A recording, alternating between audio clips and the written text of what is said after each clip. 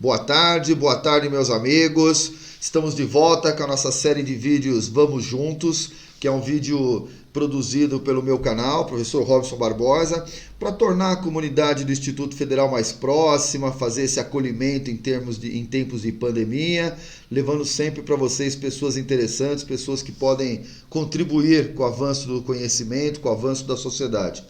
E hoje eu tenho aqui o prazer de ter um vídeo especial, que é um amigo meu, um amigo pessoal, um colega, trabalhamos juntos, uma pessoa competente, uma pessoa que eu gosto muito, que é o meu amigo, professor, doutor Renato Cancian.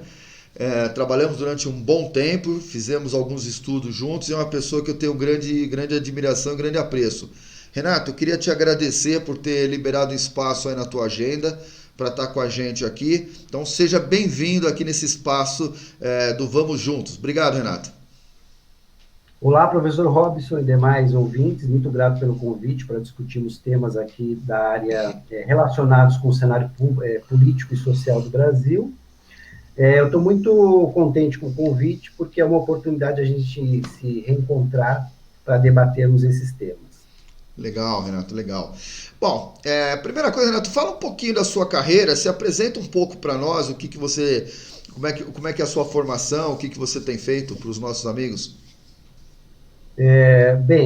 Minha área de formação é Ciências Sociais. Para quem não conhece o curso está estruturado em três grandes áreas: Sociologia, Ciência Política e Antropologia. Então, no decorrer do curso, o aluno que está fazendo bacharelado, ele depois vai se interessar por uma dessas três grandes áreas e ele vai concentrar os estudos ou as disciplinas, né, em uma dessas três grandes áreas. Bom, terminado o curso, ele vai sair com bacharel em Ciências Sociais e ele vai ter a oportunidade de cursar o quê? Uma pós-graduação de nível de mestrado ou doutorado, e aí sim ele vai encaminhar a especialização, né? Ou seja, ele vai escolher uma dessas três grandes áreas. Então, hoje, particularmente, hoje, todos os programas de pós-graduação em Ciências Sociais, eles estão departamentalizados. O que que isso significa? Houve uma época em que você tinha essas três disciplinas, elas não estavam separadas em programas de especialização. Então, o que ocorreu na década de 80 e depois na década de 90 foi essa departamentalização, que nós chamamos de especialização da área. Por exemplo, se você quiser produzir um conhecimento, você tem que trabalhar com a especialização. Você tem que se concentrar em determinados assuntos, em determinados, digamos, correntes teóricas. É assim que o conhecimento é produzido na área de ciências sociais. Eu, quando decidi fazer o mestrado, logo que eu terminei a graduação, eu tive a oportunidade de ingressar num programa de pós-graduação que estava passando por essa fase de departamentalização. Final da década de 90, era uma universidade federal, Universidade Federal de São Carlos. Então, eu tive a oportunidade de entrar num curso que ele estava passando por esse processo. Então, os meus diplomas, tanto de mestrado como de doutorado, eles estão com a referência em ciências sociais. Mas a minha área de concentração mesmo é basicamente sociologia e ciência política. De antropologia, eu sei praticamente o básico. A minha formação é de nível de graduação. É isso. Legal. Em termos de docência, o que que você tem trabalhado nos últimos tempos?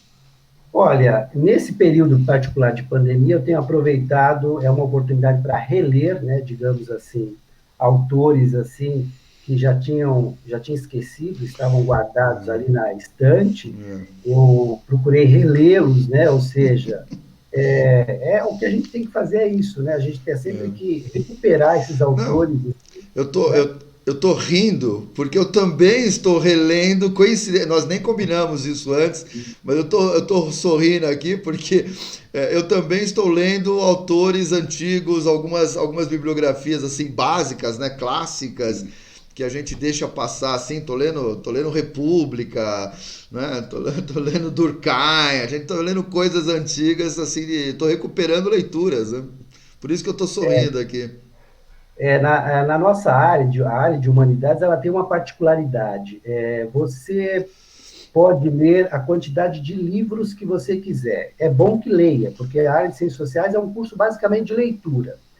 E quando você começa a ler, é interessante que o amadurecimento intelectual ele vem com o tempo. Não adianta, não é quantidade de obras, não é quantidade de obras. Você pode ficar preso dentro de uma biblioteca e ler em 2 anos, 3 anos, 5.000 livros. Não adianta nada, porque o amadurecimento intelectual, ele vem com o tempo, ou seja, o tempo, ele é fundamental para ter o amadurecimento intelectual. Então, quando a gente fala em reler obras antigas, como você citou, é interessante porque você faz novas descobertas dessas obras.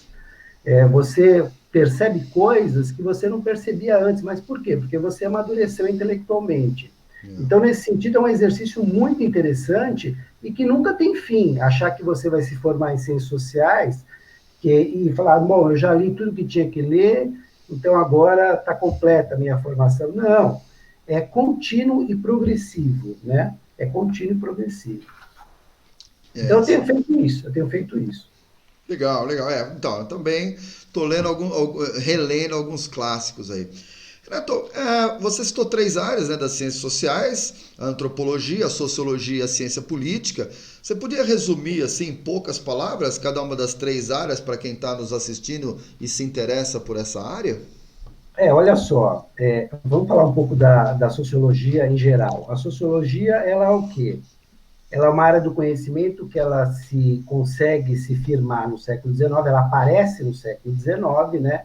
Ela é produto do quê? Ela é produto de uma sociedade em crise, ela é produto de uma sociedade europeia que está passando por uma fase de mudanças frenéticas, né? Mudanças político-sociais, mudanças culturais, ou seja, nós temos o desenvolvimento do capitalismo industrial em algumas sociedades mais do que em outras, e aí você tem o questionamento de como entender todas essas mudanças, né? Como entender, por exemplo, os conflitos sociais, as formas de organização, as desigualdades, as mudanças. Então, é um momento em que surgem alguns pensadores que conseguem, digamos assim, dar um norte, ou seja, conseguem constituir o campo das ciências sociais, em particular da sociologia. Então, esses autores, esses pensadores, que não eram sociólogos, diga-se de passagem, por exemplo, o Marx nunca se definiu como sociólogo, o Durkheim muito menos, porque não existia essa área, Weber. né? Nem o Weber também. Então, o que eles conseguiram fazer? Eles são considerados clássicos para nós, que somos formados na área, porque eles conseguiram formular teorias, definir um objeto de pesquisa e fornecer algumas explicações básicas, né? Fornecer algumas explicações básicas. E tem uma particularidade aí. Ou seja, sempre naquele contexto, as ciências sociais praticamente é a última área do conhecimento, porque todas as outras áreas do conhecimento já tinham se firmado como ciência. Física, química, biologia. Então, surge a ciência do social, digamos assim, as ciências sociais. A ciência que vai explicar os fenômenos sociais. Então, eu tenho uma particularidade.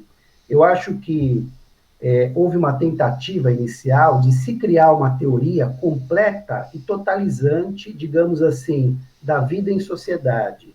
Esse sempre foi, digamos assim, a ideia desses pensadores. Mas isso não é possível, ou seja, nós sabemos que isso não é possível.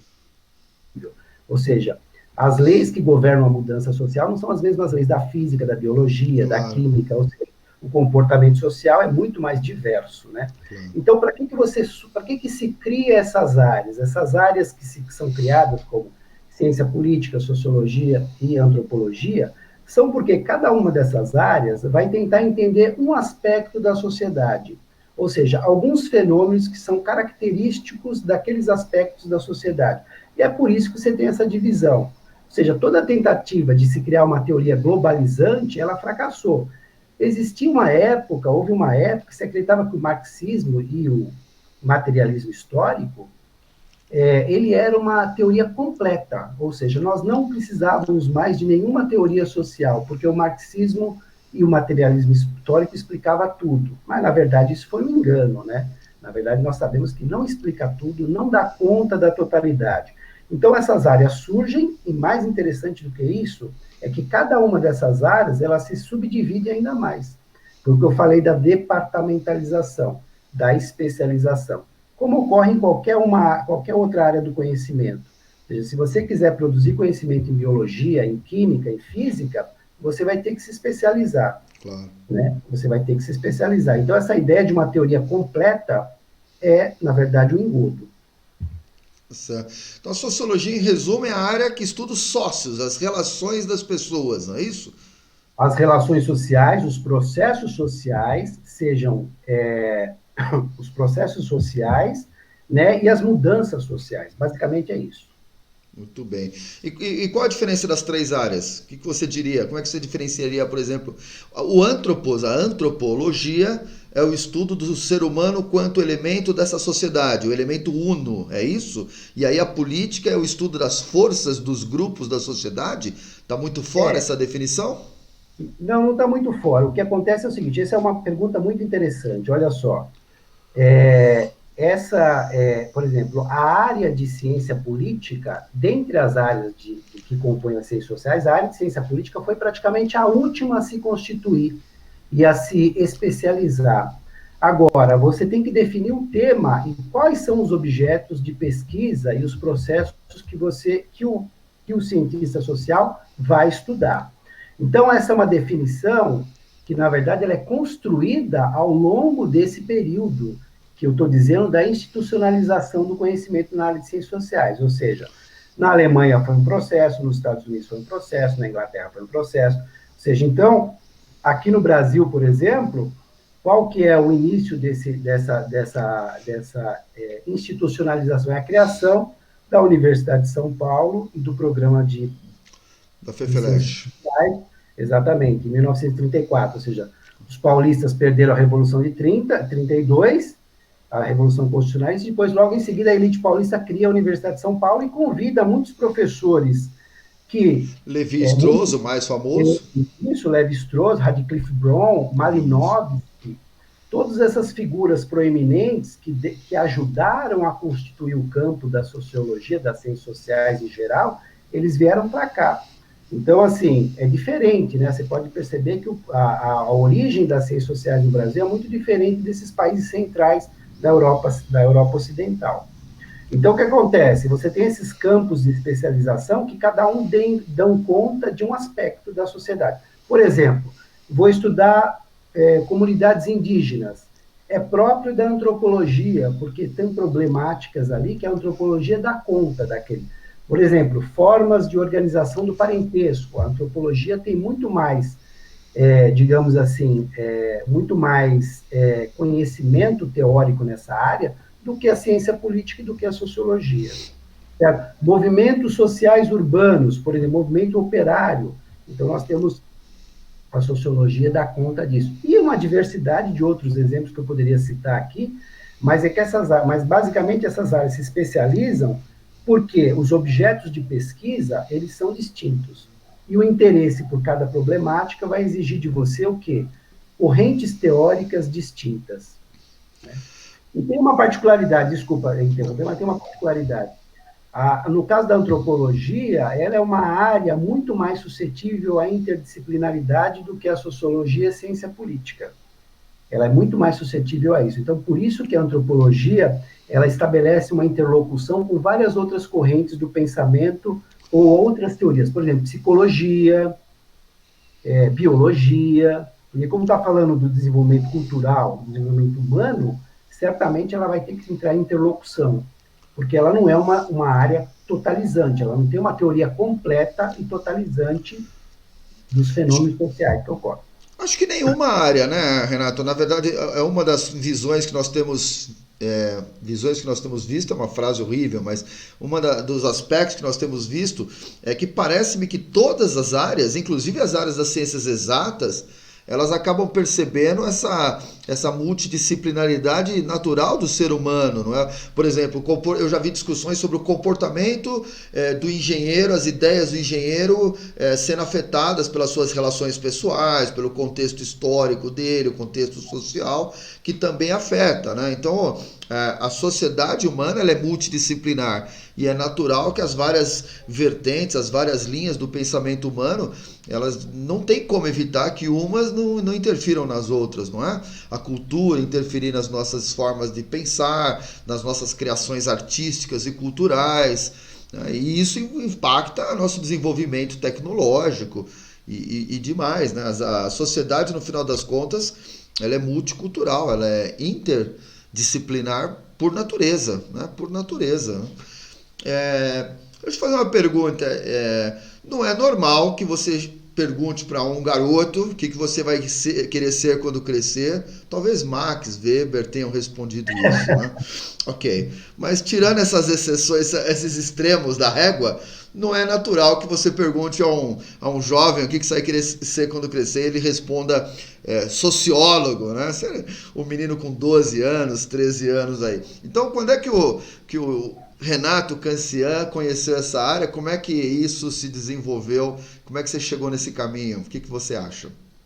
Olha, eu tenho assim, eu sou de origem de família humilde, né? Meu pai era proletário, mas assim, mesmo assim, a gente tinha uma cultura familiar que era de muita leitura, ou seja, os livros faziam parte da minha vida, ou seja, diferente de outros parentes, assim, que tinha a mesma origem, na verdade, o meu pai valorizava muito o conhecimento baseado nos livros. Então, nós tivemos sempre essa cultura.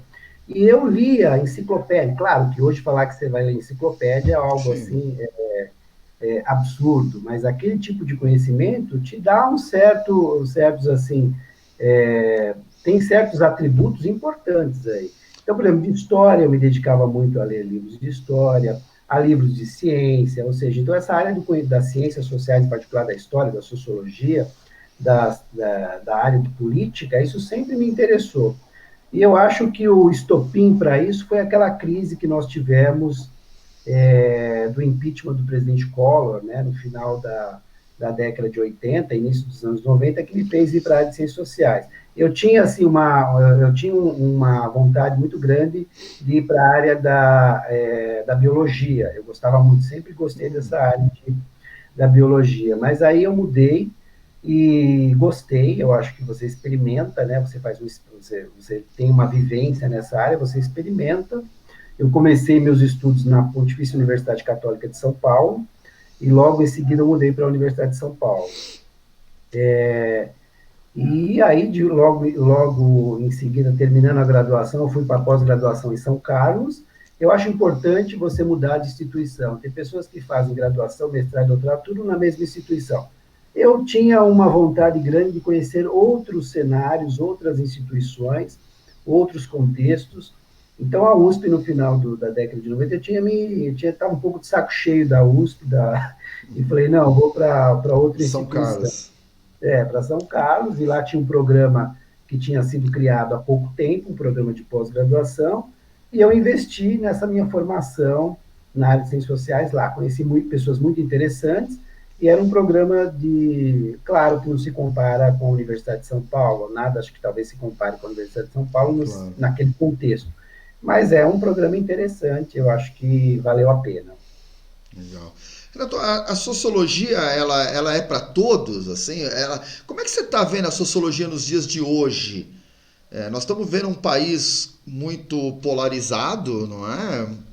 Nunca vi o Brasil tão fla-flu assim, né? Nem em tempos de FHC e Lula, ou mesmo na época de diretas já. Né? Eu me lembro que na época da direta já, você citou bem o período, nós somos. Você falou de enciclopédia, acho que nós somos ainda a geração da Barça, né? A Nós somos, clássica. O nosso Google era Barça, né? Você abria lá e googava na Barça. Mas eu mesmo na época das diretas já havia um certo consenso social sobre as diretas já. Não havia uma polarização social nas diretas já.